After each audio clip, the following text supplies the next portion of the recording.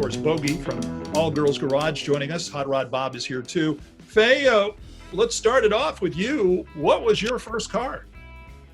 My first car I bought with a broken timing belt. It's a 1999 Volkswagen Passat wagon, 5-speed, 1.8T, black, beautiful freaking car. Still the nicest car I've ever owned in my life.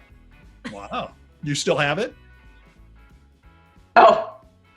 No, actually, I was working on a van again that I was on living in and accidentally caught myself on fire and landed in the hospital for 2 months. And my father, my birth father, is cheap. He didn't want to put miles on his car, drove my Passat wagon to the ground while I was in the hospital. And he sold it and never saw it again. Okay. Trauma ended there, and from that point on, she became a psychologist. So there we go. True that, man. Now, Okie, we probably asked you the same question, but same question anyway. What was your first car? 1974 Volkswagen Beetle. So Faye and I share the Volkswagen history and love. Volkswagens are the gateway drug into automotive. Like, more technicians start their career because of Volkswagens than any other car, I'm pretty sure. So it was little POS. It was this little red 74 Bug that had holes in the floor so big you could do the Barney Rubble. And I think it cost me $500 of hard-earned lawn mowing and babysitting money. And it was the love of my life. And I restored it from the ground up when I was in high school in my auto shop class. And I still have it.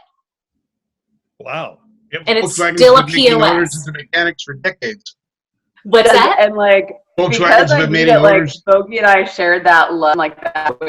I remember like it was just a couple years ago, wasn't it, Bogey, that I saw that car for the first time, and I literally saw it, and like I just burst into tears. I'm like, oh, Yeah. started it all. And I had like a million selfies in front of it. It was great. You know, we're saying go ahead, Bob. Volkswagens make owners into mechanics for decades. Yes, exactly. Absolutely. Yeah. 100%. I had somebody get upset about that when I said that on an interview recently that I had to learn how to work on cars because they're such pieces of crap. And they're like, Volkswagen Bugs never broke down. And I'm like, really? Did you ever they have always one? broke down.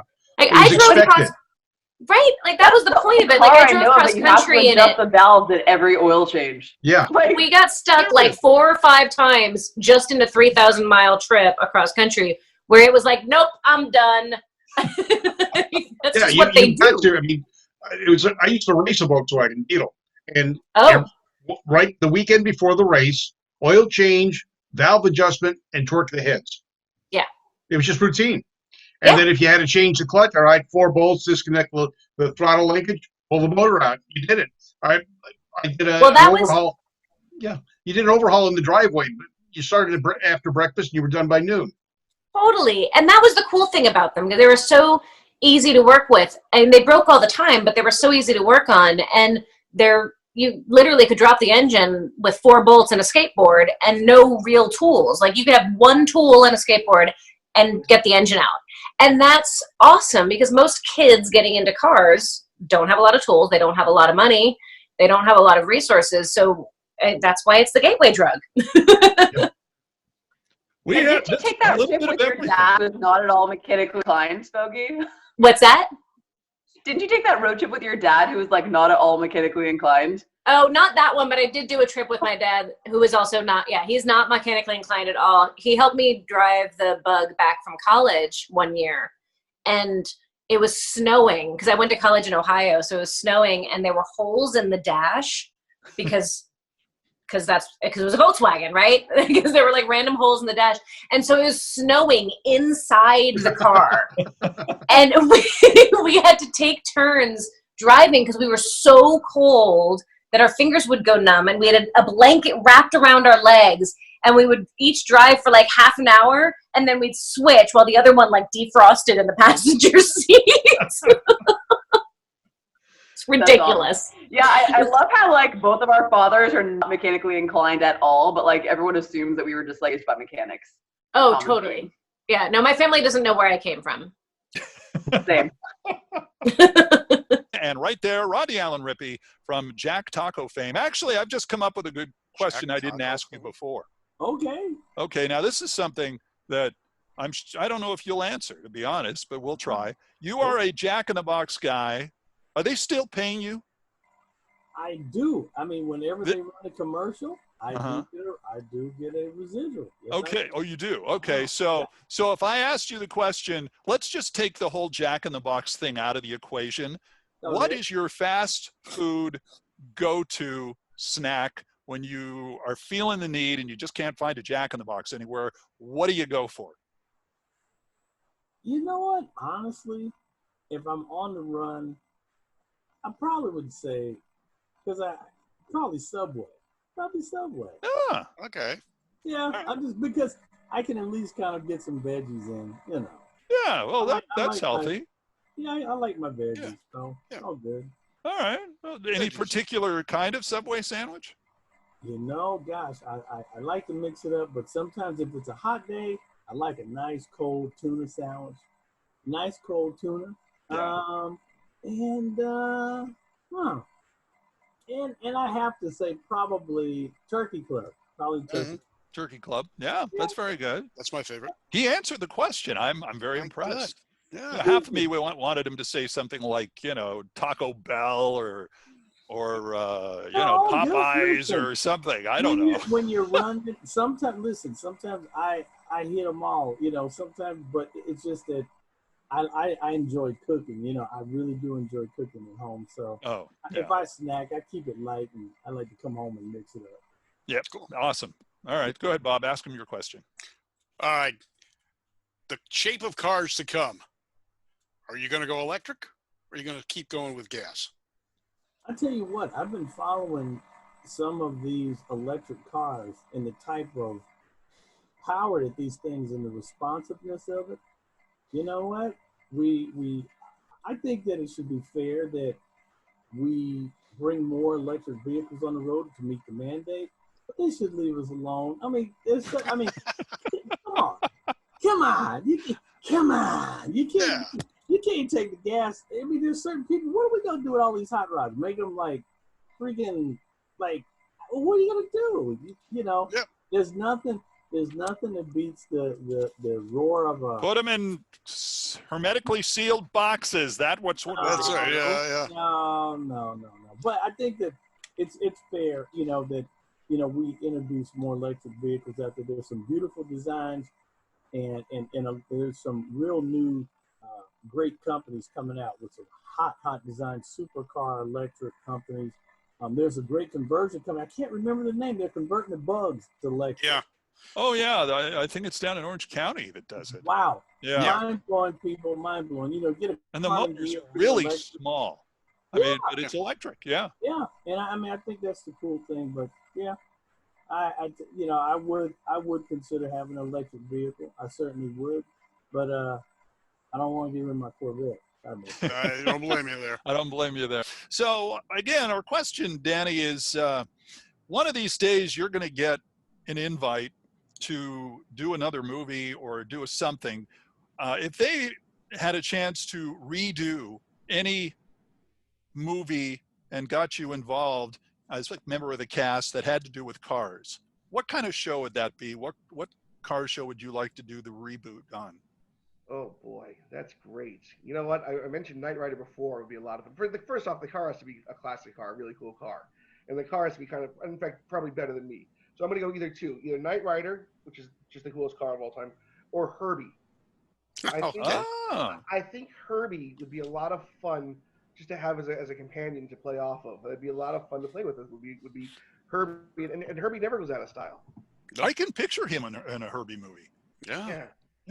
We could redo Herbie. Sure. It's been done several times before. Listen, what was the Lindsay Lohan can redo it. Yeah, if Lindsay Lohan can do it, we can do it again, okay? There's got to be a female actress that could jump in and, help out along the way, and you could be like the mechanic guy. Or she could be the mechanic, you could be the driver. Either way, yeah. Yeah. We'll bring on Megan Fox and let's get it done. That's it. I like the way this man's thinking. Now I'm already casting it in my head. What can I tell you? There you go. All right. Somebody's going to be getting a call from Danny Gura about a new Herbie movie. I'm just saying. All right, Larry, you've got that great two-seater dragster behind you. Your dad's a past top fuel racer and a winner at Pomona and such. will he ever go for a ride with you in the back of that car? Ooh. Oh gosh, that's a good one. I don't know. We got to find a sponsor for it.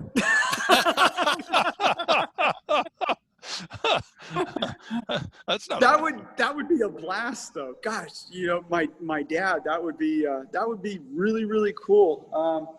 I'd love that because to be honest with you, talking about it, I think the fastest he's ever gone is like 250 mile an hour. Well, we do that in the eighth. And that was in the quarter mile. This car will do, 250 plus in the eighth mile. So yeah, it'd be a ride. And he'd be holding onto a steering wheel, sitting in the back there. He's got no control. He's there. He's strapped in. And I'm guessing you'd be. I wonder if he'd trust me enough. I wonder if he'd trust me enough to do that. I wonder if you'd be able to hear him as you're going down the straightaway. Yeah, expletive deleted. This is Hot Rod Bob. I'm Randy Cardoon. This is Steph Holloway from I Drive a Classic, and she is actually from Britain, and we're both in California. And just to let you know, I prepared for this. I have British sterling. Oh, amazing. I got a little British sterling, and I'm sure she appreciates that. I do. Although, thank God you can't smell it from here. No. We're the ones with the accent. Yes, exactly. We are the ones with the accent to her. Absolutely. Yeah. True. Yeah. So that is pretty good. By the way, great hair, great outfit, Yes. great Oh, background. thank you. Yeah, Thank you. Bob and I, of course, are stuck in California with pandemic situation. You can't get your hair cut. So I'm sporting the retired surfer look. Bob is right now either Moses or Methuselah. We haven't quite figured that out. Yeah, I can't even eat shaven. I mean, Yeah, okay. exactly. And so I'm curious, what is the top 3 cars? We talked about it in the show, top 3 cars you want to put on your show. What are the top 3 cars, if you had the cash in your hip pocket, that you would go out and buy to add to your collection? I know you can get 3 more Morris Minors. We figured that's probably not going to happen. What 3 other cars would you be interested in? Gosh, right. So I actually had a conversation about this the other night. So number 1, I really would like a Morris 1800. Probably for nothing else, and I'd like to go a lot faster than I do. Not that I would trust me going much faster, because I can already get a fair whack out of that Marina and the Metro. So what else would I have? Would you ever want an American car? Do you know, here's the question. If I pick an American car, do I get a fuel allowance with it? Ooh, that's a really good question. We have some that do get some decent fuel mileage. Yeah, but that's not the ones we want to talk about, Bob. I don't No. think. No. It's not the ones we own either. Well, again, this is fantasy, so let's go with the fantasy. Yes, you get a fuel allowance. Yes. Okay, so my friend Jake has a Dodge Dart, and I absolutely love it. I think it's so cool. So I think if somebody said to me, the American car of your choice, I think I would go for that Dodge Dart. And then, Any idea what year that Dodge Dart is? It is. Let me have a look. I'll tell you. No problem. Not a problem. Give me 1 second. No, this is the beauty of editing. I know.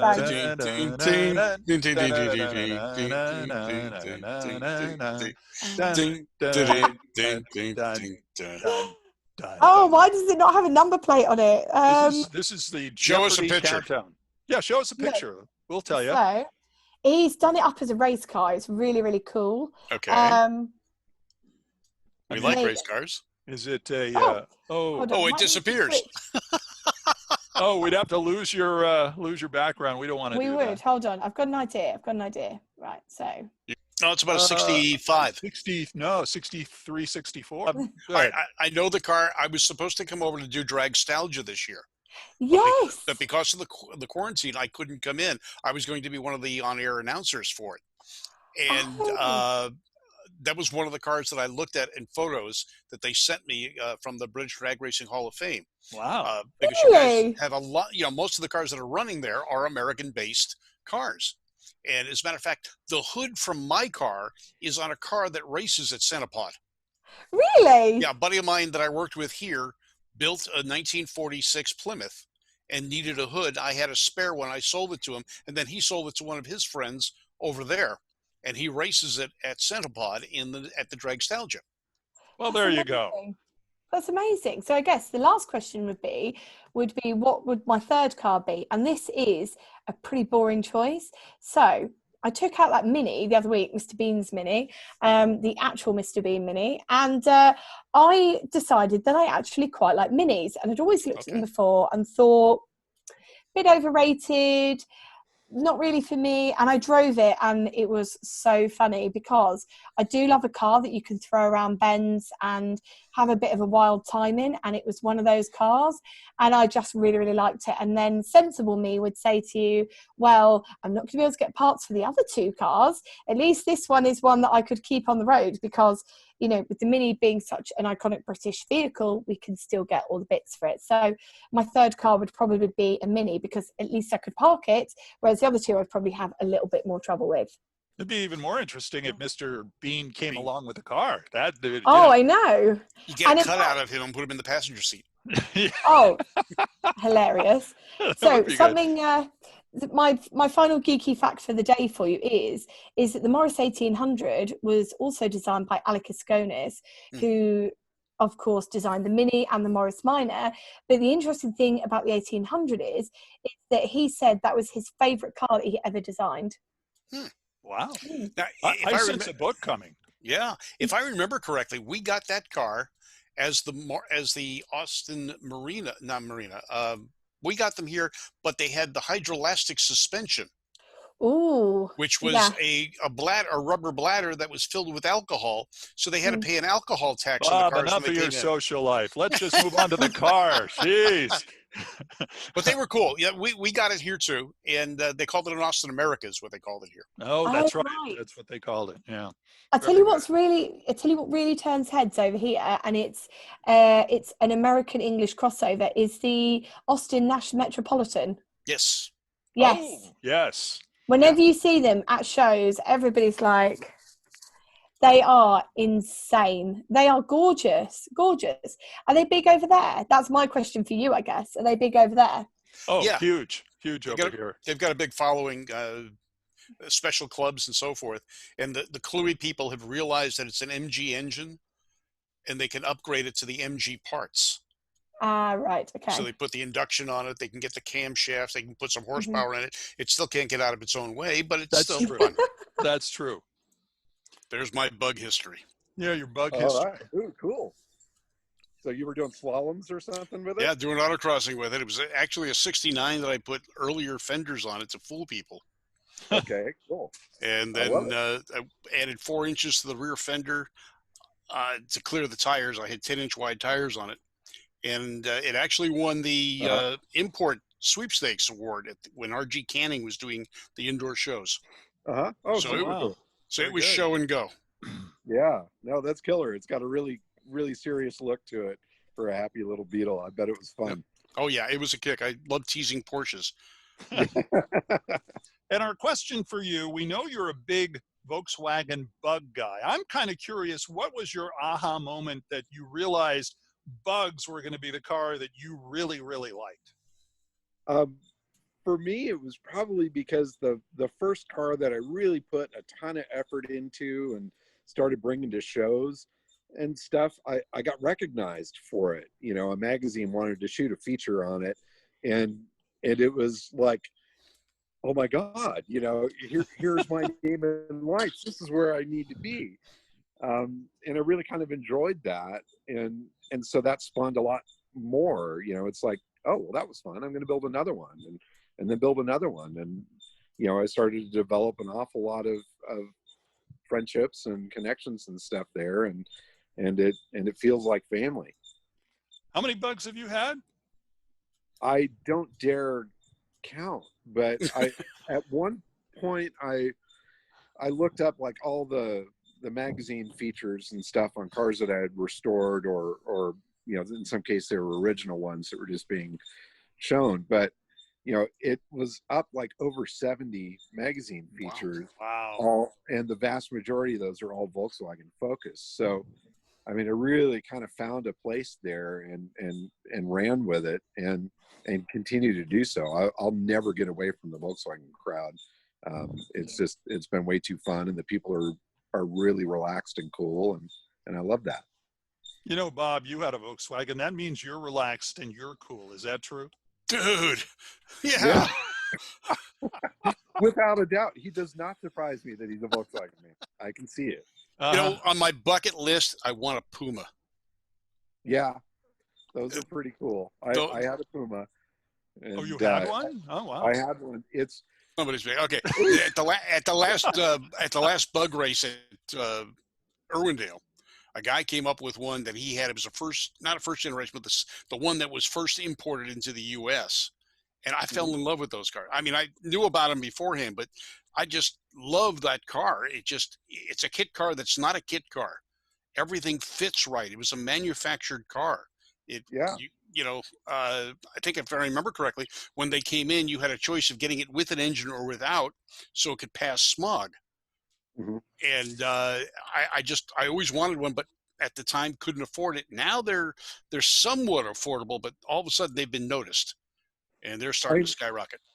They are. The one thing that's kind of neat about the Puma, when you look at the design of it, they really stole the best lines from every manufacturer and put them all together into something. You know, it's got a little Ferrari to it. It's got a little this and that. And I mean, it's a beautiful car. I don't fit into one very well, being a real tall guy. So that, I had always wanted one, and I finally found one that was cheap and needed love. And I brought it home and I started working on it. And then I sat behind the wheel and I went, this isn't going to work. see, I'm vertically challenged, so I don't have that problem. Oh, then it's all you, baby. Yeah. Charles Phoenix is joining us. Charles, we didn't get a chance to talk much about your being a chef. We did mention it a little bit. We understand you were on Cake Wars. What was that like? Do you have any really cool stories about that? Cake Wars on Food Network. Yeah, I was a judge on there. Basically, I'll tell you, the only thing they cheated on was one thing and one thing only. I was there. I saw everything. When they said you have 45 minutes, that really meant an hour. When they said you have 3 hours, that really meant 4 hours. That's it. That was the only cheat.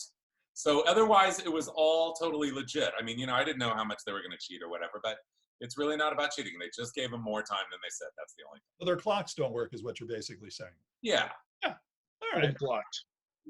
Or what? So, old clocked. Batteries were dying, Mm-hmm.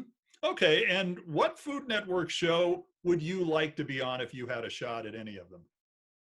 There's only one show left, or maybe two. A Guy Fieri Diners, Drive-Ins, and Dives. That's about the only thing they play, isn't it?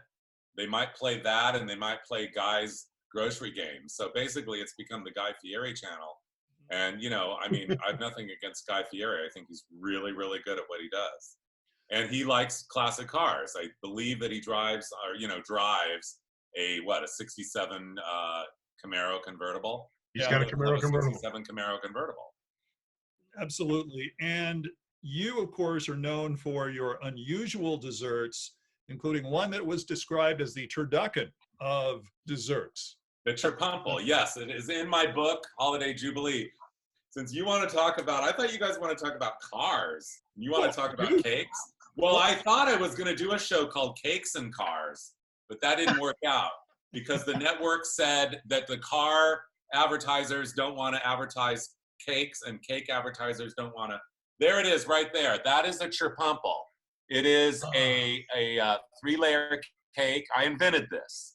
White layer stuffed with cherry pie, a yellow layer stuffed with pumpkin pie, and a spice layer stuffed with an apple pie. Chirpumple, cherry, pumpkin, and apple. Those are the 3 pies. The recipe is in my book. It is so good that you don't want to try even eating it for about the first 5 years until you feed it to everybody else. And then finally, after 5 years, you let that what is this experience of eating a Chirpumple like? And then you finally dive in. So yeah, I didn't eat one for 5 years. I didn't eat it. Wow. But everyone's like, this is so good. This is so good. And I'm like, I'm just going to not go there. And then finally, after 5 years, I'm like, you know what? I think it's time that I try a big slice of Chirpumple. And so I tried it, and you would not believe how, where the pie crust and the cake batter come together and bake. They just kind of become one perfect best friendship. with each other, and it's so good. The textures are so good, the flavors are so good, and then the pie filling inside, it's delicious. And he didn't even have to copyright it, I don't think, did you? You can't copyright that, I don't think. I mean, Oh, there's no can't. way, but people have ripped it off. But you know what? You can't copyright a cake, really. All right, Charles, thanks a lot for that. Again, if you want to contact Charles, find out about his books. He's got some great books. Go to charlesphoenix.com. Yeah, that's easy. Yeah. Steve Magnante, you know him from Junkyard Gold on the Motor Trend TV app, as well as the Barrett Jackson broadcast. He's an author. And right now, if you go to various junkyards and you get a chance to see all sorts of interesting cars, top 5 cars, Steve, that you would like someday that you have seen in your many travels through those junkyards. Well, I guess I'll do cars that have been on the show. And in some cases, when we're out in the wild, I find cars that don't either fit the theme or we can't find time to put into the program. So to make it easier in case people know the show, I'll keep it to things we've seen on the episode. Okay, first one, I think the weirdest car that I've found so far would be a 1951 Chrysler Crown Imperial limousine. And most of those were built with bodies by LeBaron, I think it was, LeBaron, I think it was. But this car was a former Air Force car. You could see traces of light blue paint, and it was respayed black. The biggest thing about that car, though, was it came stock with 4-wheel disc brakes. A lot of guys say, hang on, first American car with 4-wheel discs was the Corvette, 1965, right? Not so fast. 1949 through 1954, Chrysler Crown Imperial limousines and also the Town and Countries came with a thing called the Osco-Lambert safety brake. So this Crown Imperial in a junkyard in Idaho still had them front and rear, and we pointed that car out. So that was a crazy, weird car. And of course, being a 51, first year for the Hemi. So in 50, it would have had a flathead 8 and been really slow, but it had a 1951. So it was that car. I think I actually described that car as deserving a restoration. So the first weirdest car would have got to be the 51 Crown Imperial with 4-wheel disc brakes. You can see it on one of the episodes. So moving on, there was so many cars that were crazy weird. Kind of hard to nail them all down, but yeah, we found a 1965 Chevy Malibu. It was an L79 car, 327, 350 horse, the good one, the hottest motor you could get in 65, short of the Z16, and that was also in that Idaho yard, L&L Salvage, and that was a 4-speed car, as all L79s were. Of course, the L79 was basically a Corvette 327, 350 horse in a Malibu, and we found the bones of one of those things. I guess, let's see, moving forward from there, also found a 1967 Buick GS 400 with aluminum drum brakes up front. And for me, I like unusual features on cars. And again, in Buick land, the Grand Sports, the GS 400s came with finned aluminum drums up front. They were the same 9.5-inch diameter by 2 shoes found in lesser cars, but the aluminum drum dissipated heat. And while those brakes were optional on on Olds 442s and on GTOs, they were never offered on the SS 396 Chevelle. So crazy but true. Chevelle couldn't be had with these big drums. So I guess number 3 would have to be that 67 GS 400 with the aluminum drums. Moving forward, we found a 57 Chevy station wagon that was in a South Carolina junkyard that had a set of M&H Racemaster slicks on the back that were flat and rotten, chrome reverse wheels. And I said, this was somebody's drag car. So we checked out closer. It wasn't a Fuelie. I was kind of thinking, and in my book, every 57 Chevy is a Fuelie until I know it's not. You know what I mean? We got to go in and find out. You know what I mean? Because it could be. And if you just walk by, yeah, it can't be. It is until you know it's not. Well, it wasn't a Fuelie, but it was a 283. And we could see they had clutch pedals. So it was somebody's 3-speed manual race car. And keep in mind, in 1957, the only car with a 4 on the floor was a Corvette as an option. So this was a 3-speed manual, column shifted, 283 with M&H Racemaster on the back. It was even Indian bronze metallic, a beautiful car, but sitting there with a tree growing through the front bumper. It had been parked there since 1965, and this tree was making separating the bumper from the car. So that was number 4. That was a pretty cool piece of Ford. It wasn't a Malibu. I'm sorry, it wasn't a Nomad. It was just a regular, 210 wagon, but still a cool piece. Somebody's old drag car with M&H Racemaster is still on the back. Got a question? Pointing at my 210 wagon. Let's see there. Oh yeah, there it is. Sure, 56, right? Yeah. Yeah, nice. Very cool. Very cool. Go ahead. Yeah. And I guess, I might say number 5, the craziest, weirdest thing we found in the junkyard. We haven't found any Stutz Bearcats. A couple of Rolls Royces did that. I mean, we're talking 67, 68, the Shadows, which they're interesting. They're not really collectible yet, unless you're talking 2-doors or convertibles, the Corniche. But we found some 4-door Rolls Royces in a junkyard, but we moved beyond. Of course, some of those had turbo 400 transmissions. General Motors provided transmissions to Rolls Royce starting in like 1955, the automatics. But anyway, I would say the 5th car, we found a Jensen Healey, which is a pretty unusual car. Jensen Motors, of course, since 1927 or 8, something like that in England. And of course, they made a variety of cars after World War II. The Jensen FF, I think it was, which was sort of like a, looked kind of like an MG, but it had V8s, of course, and the Jensen Interceptor. But 1972, 73, well, hang on. Okay, there was a company called Pressed Steel, and Jensen, the Austin Healey 3000 in 1968, when it wouldn't meet American standards, Jensen said, we have to come up with something. And that something was the Jensen Healey, which arrived in 1971 and was built through 75, 76. But it had a really weird engine, an inline 2-cam, 4-valve, 4-cylinder engine. And this car was in a junkyard in Texas and still there. And the car made the show. We did an episode on sports cars, European sports cars. But the Jensen Healey was a weird thing to find in a junkyard, the one and only I've ever seen in a junkyard. Okay. Speaking of money, can I show you something interesting for a second here? Sure, of course. This penny. Okay. I'm sorry? Can you see that penny? Oh, yeah. Oh, stamped off center. Correct. That is an error coin. And I happen to love error coins. In fact, I've got a whole bunch of them. And even things like this. This is a blank planchet right there. Okay. And in some cases, coins get out of the mint that were bloopers. And if you go to coin dealers and say, may I see your error coin tray, please? They bring out a tray. In the tray will be weird stuff like that. Are they worth anything, Steve? Well, the funny thing is, there's no... Yeah, they sure can be. Yeah, I mean, you get a thing called a mule, which is basically like a quarter planchet with a nickel stamped on it. That's where one coin mules onto another one. Those can be worth thousands. The more you can see of the original design and the date, the more they're worth. But they're an interesting facet of coin collecting. Okay. Not to hijack your show. No, that's fine. I can say, go ahead and try to do that and see what happens. I think We're giving people culture. Yeah.